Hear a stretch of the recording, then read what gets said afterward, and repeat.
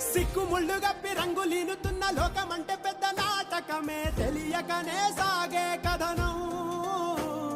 నీవు పెట్టుకున్న నమ్మకాలు అన్ని పక్కదారి బట్టి పోతుంటే కంచికి నీ కదలే దూరం.